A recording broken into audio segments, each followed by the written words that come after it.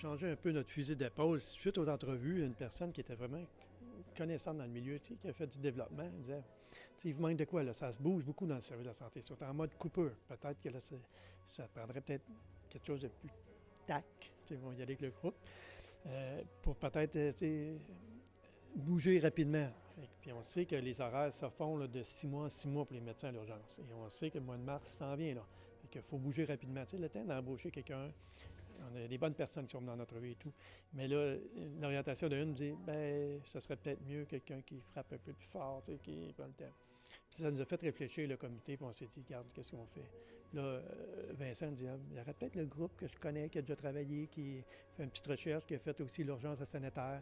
Et que là, on a dit, OK, go, on l'a rencontré. Puis là, on a dit, regarde, je pense qu'on a le bon groupe pour nous aider. À court terme, là, c'est vraiment eux autres.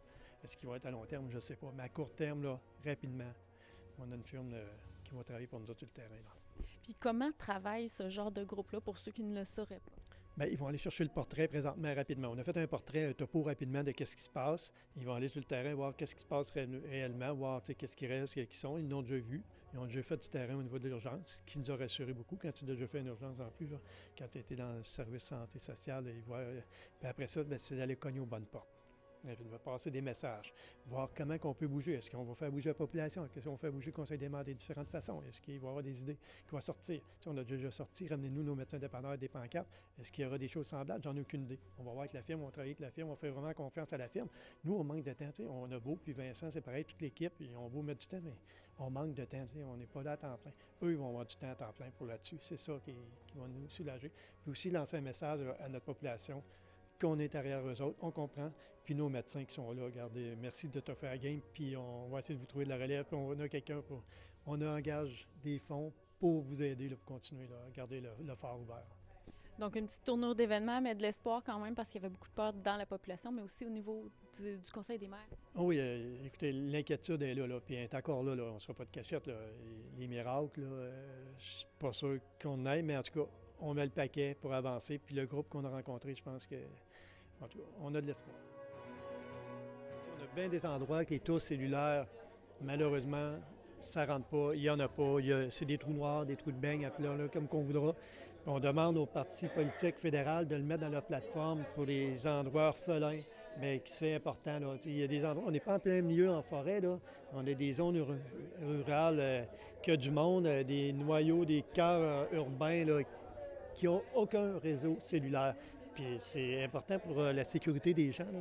Tu sais, un cellulaire, c'est une chose, mais tu as besoin, tout le monde n'a plus de ligne dure, on oublie ça. Là. Je pense que je suis le seul dans ma municipalité qui a une ligne dure, là, parce que je fais des entrevues au téléphone, ça va mieux. Mais on fait bien des blagues, mais l'urgence, le 911, tu sais, puis quand les policiers te disent ici, ça va pas bien, là, même eux autres ont des problèmes, là. C'est notre service d'urgence, le service de la Sûreté du Québec. Le gouvernement, présentement, a mis des fonds pour les entreprises. Chez nous, on sait que c'est Sogetel. Il y en a au centre du Québec, il y en a aussi à Mauricie, c'est eux qui ont le contrat. La première étape, quand Sogetel nous a rencontré le centre du Québec, la MRC de Bécancour n'était pas là. On a levé la main parce que Sogetel a dit ça ne marche pas. Là. Parce qu'on a fait des cartes, et des cartes sont faites par le centre du Québec, qu'on a mis à jour, nous aussi, la MRC de Bécancour, on a investi de l'argent pour qu'il soit à jour. Pour les coûts, on savait les coûts de tout, mais là, c'est le gouvernement qui décide de mettre de l'argent avec des compagnies privées, puis c'est correct. Mais là, après ça, là, le gouvernement décide de faire leur carte. Il voit très bien qu'on a des zones mortes, des zones que des trous. Il voit très bien. Sainte-Marie-de-Blandford en était une, Sainte-Gertrude en a une aussi. C'est des possibilités. Déjà, les gens de Sogetel ont regardé, ils ont été sur le terrain. Déjà, ils regardent des ententes, il y a des résolutions de passer dans leur conseil municipal.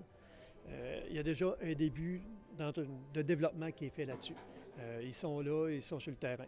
C'est un message. Puis on ne les lâche pas encore parce qu'on a dit vous êtes rendus où? On les garde proches de nous autres Sogetel pour être sûr qu'ils ne lâchent pas le morceau. Puis nous autres non plus, on ne lâche pas le morceau. On sait que Sainte-Sophie, c'est rough. Sainte-Gertrude, c'est rough. On sait que là, présentement, dans le parc industriel, c'est un peu plus rough, mais ça, c'est le taux de demande. Il y a des taux, mais il faut qu'ils upgradent leurs taux. Ces compagnies qui sont là, ça, c'est une autre chose. Mais on sait que Sainte-Marie-de-Blandford, il n'y a rien qui rentre. Là. Mansour, c'est très peu. Saint-Pierre-les-Béquets, il y a des zones. Un paquet de places, il y a des zones qui ça coupe. T'sais, on tombe entre deux tours. Il faut mettre une tour entre les deux pour que ça rentre. village télétravail, c'est une bonne question. Il est en développement. Il est en développement, puis ça va aller. Bien, ça prend une municipalité qui a envie de développer un village télétravail. Ça va être des endroits qui vont être mis des locaux, entre autres des locaux à disposition des gens. Puis je pense à. Puis je vous dis, là, Sainte-Sophie qui rénove leur église, qui veulent faire des endroits un peu plus spéciaux. Ça pourrait être un endroit de village télétravail qui offre des endroits pour faire du développement en télétravail, que les gens auront une place pour aller en télétravail. C'est ça, on est en train de développer le concept. Qu'est-ce que l'entente sectorielle de développement social? Parfait. Le développement social et de la santé, en fin de compte, c'est un financement, c'est toutes les tables des MRC. On est ensemble, donc la table des MRC. On est tous là, le CIUS, Centraide. On finance le Comité régional en développement de la santé, qui est une organisation qui pense à développer justement l'ensemble des MRC, tout ça pour répondre bien à la population en termes de développement de la santé et des services sociaux. J'imagine qu'il y a des montants qui sont déboursés pour ce faire. Oui, ici, nous autres, on a un montant de 12 800 qui va couvrir de 2024 à 2027.